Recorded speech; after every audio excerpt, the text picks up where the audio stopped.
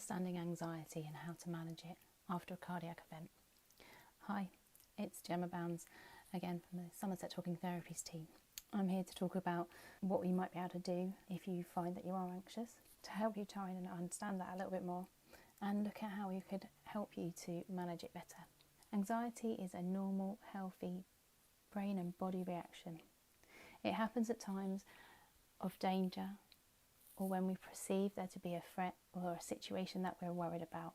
Our body prepares us to fight or escape the situation. Often referred to in the past as fight or flight, we're now recognising this as fight, flight, freeze and flop. Literally fight our way out. Flight, to run as fast and get out there as soon as possible. Freeze, play dead in the situation and maybe it will just die down and go away. And flop, to dissociate from being connected in that situation and protect our bodies. So we might flop to the floor. Your body system speeds up, ready for action and ready to respond as quickly as it needs to. And this is why it's so important sometimes, and it actually can be helpful. It can improve the body's performance at difficult times.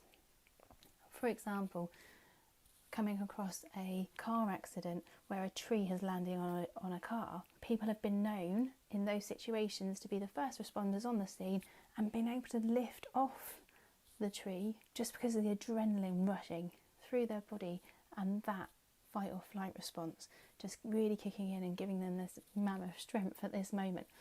But again, if they turned up the next day and there wasn't an issue, they wouldn't be able to remove the same tree if there wasn't that kind of threat involved with it, if it was just something falling down in their garden. This is just demonstrating that all of the body parts are involved in this response. So the eyes, the pupils dilate, the lungs, you will start breathing a lot deeper and a lot quicker. The bowels and the stomach, so the digestive system, all slows down, so food movement is slowed down, the enzymes aren't breaking down, so therefore your saliva decreases because you don't need that function. Your skin and your blood vessels constrict, so you will experience chills or sweating. The blood vessels, the blood pressure increases as the major vessels dilate, so pushing the blood through more, and that's why the sweating might happen. The heart beats harder and faster during the fight or flight response, and the muscles become more tense, which can lead to trembling. The more we tense up, the more trembling or tingliness we might experience in our body. Other effects of fight or flight response. So you might experience tingling in the hands and feet, like I said, the pins and needles that we can sometimes get. The breathlessness, you might find that you're taking deep breaths, but some people get really shallow in their breaths and they're taking lots and lots of quick and really quick but not so deep breaths. They're taking them very shallow, just in their upper chest rather than right down to their diaphragm. You might experience chest pain because of the tension that we're holding in ourselves, and when we tense up, as well as because we're breathing faster or our heart is pumping quicker. We might feel weak and wobbly. That kind of leads to that flop sensation, that experience, and feel heavy in our legs, like we're weighted down to the spot. That can lead to the feeling that of the freeze response we talked about earlier. We might get butterflies in our stomachs, and sometimes that's because of the digestive system slowing down, and the dizziness and feel faint. That often comes with that flop feeling, that dizziness, feeling like we're actually going to faint. And often that's because of our breaths. We might be breathing so fast, but actually not breathing very deeply. We might be breathing really shallowly, and that means we're not getting enough oxygen in, which can lead to those feelings of dizziness that we experience when we're feeling really anxious. Symptom similarities between cardiac issues and anxiety. So within a cardiac event, there'll be lots of symptoms that you will experience, but some of them are similar to those that we have in anxiety, particularly are the avoidance of exercise due to fear, the symptoms that might bring on, the discomfort in the jaw that you can experience, and pains in the muscles. That might be pains in the muscles around the chest and heart regions, but it could be just generally across your body. And those that are in anxiety. So anxiety can result in avoidance of exercise or going out because of fear, clenching in the jaw. When we tense up, we tense our arms and our legs, but we also tense our faces, and often we can get jaw ache due to the tension that we are holding in our faces. And then muscle tension. Muscle tension over a long period of time. If I stand with my hand out, my fist clenched, then I'm going to start really tensing up. That's really tense now.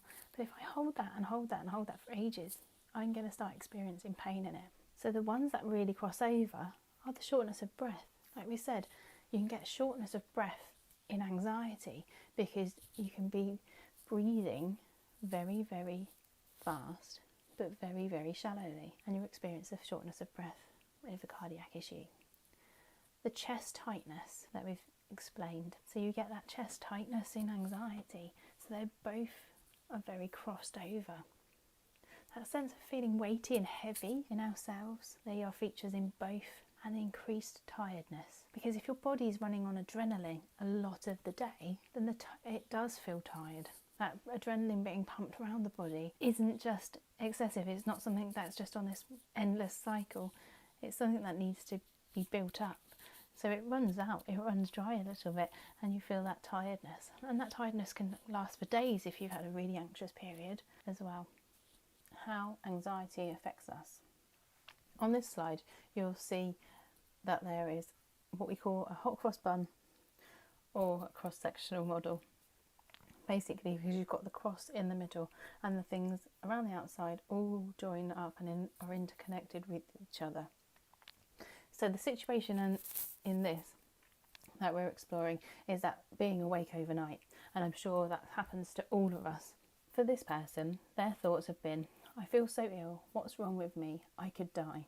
So the emotions that they're feeling at that moment is anxiety, they're feeling irritable, they're feeling fed up, they're feeling sad. They might lack in confidence in others.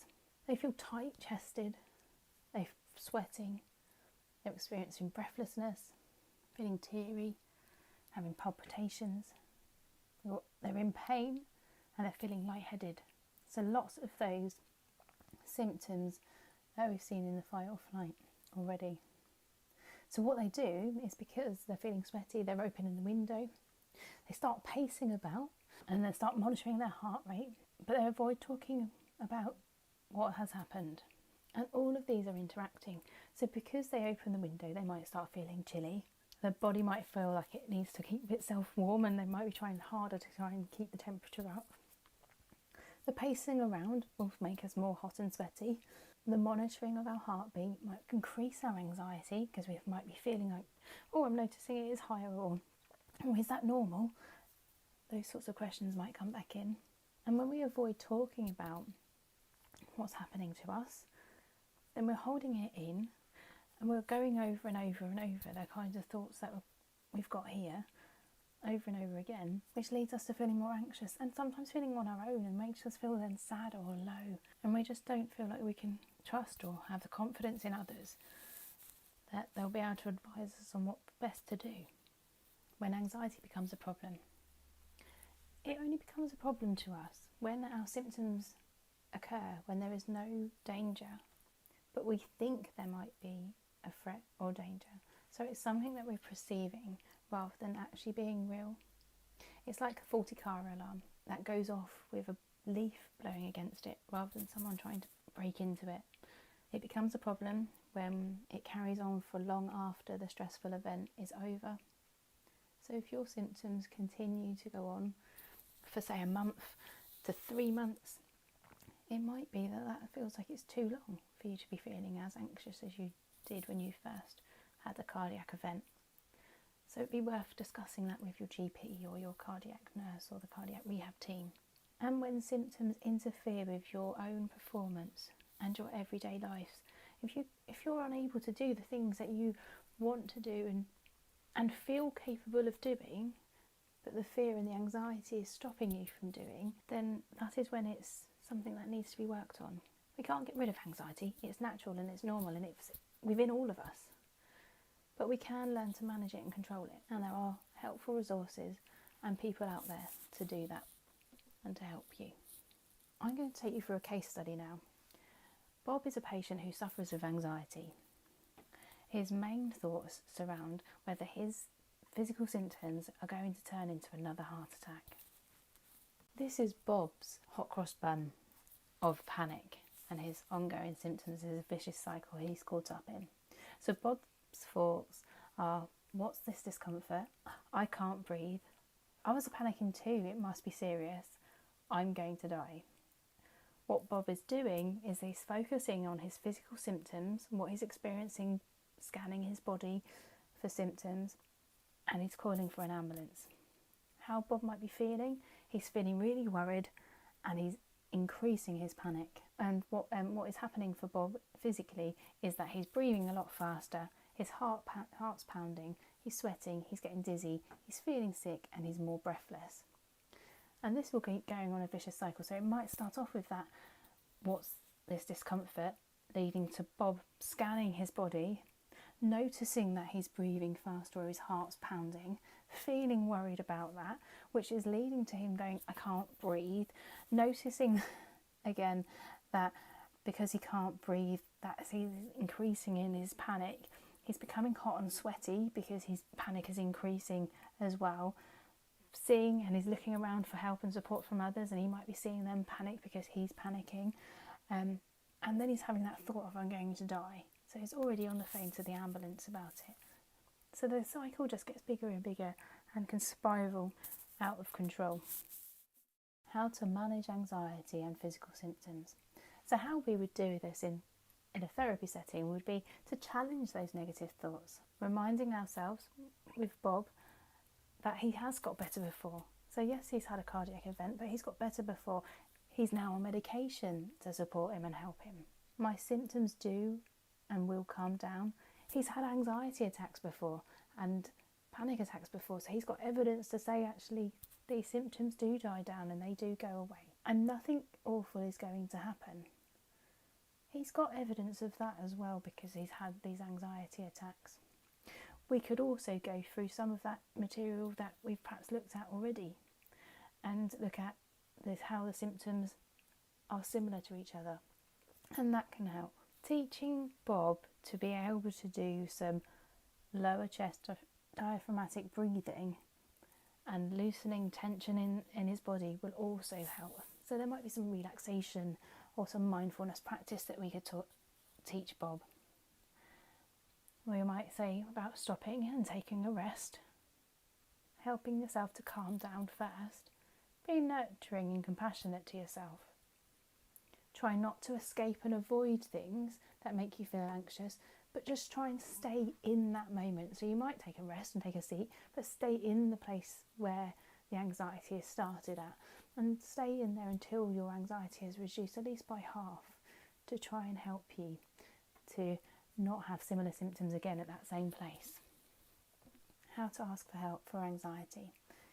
You can ask many people and they would hopefully be able to direct you to somewhere, but your GP is the first place that you might think to go. And all GPs have the ability to be able to refer you across to services like the Talking Therapies team. You can speak to somebody in the cardiac rehab team, whether it's your cardiac nurse or consultant, and they can refer you over. You could directly refer yourself by doing an online referral to the team as well. You can just search for that online Somerset Talking Therapy service and it will bring you up to our page. You can follow the links to the online referral from there. And GPs and other services that you might be involved in can also make referrals to us if you don't feel able to do it for yourself. And you can also see, for other information, the self-help leaflets that you were given probably on your discharge, or you can get from the cardiac rehab team as well. Techniques used in talking therapies. So we have different levels of care in talking therapies. We have the guided self-help level of care, and in guided self-help we might look at helping you to identify your worry and look at whether it's a hypothetical or a problem worry. We might then look at worry management strategies, so that might include things like worry time, looking at the worry tree and how it develops, and making choices of when to allow yourself to worry and when to postpone your worry. And then we also look at problem solving techniques to help you find ways out of the problem worries as well. We would look at trying to reduce your avoidance, so that might mean setting up things like behavioural experiments, testing out your belief, testing out the worries, the problem worry, and seeing what actually does happen, and get you putting it into practice, so we can look at what happens and then ways that we might be able to solve it and help you problem solve. We might then explore the problem solving a little bit more by looking at the things that you might be doing to avoid worrying. So the avoidance strategies, the not delegating, procrastinating about worry, all of those sorts of things, and we would explore those a little bit more in detail.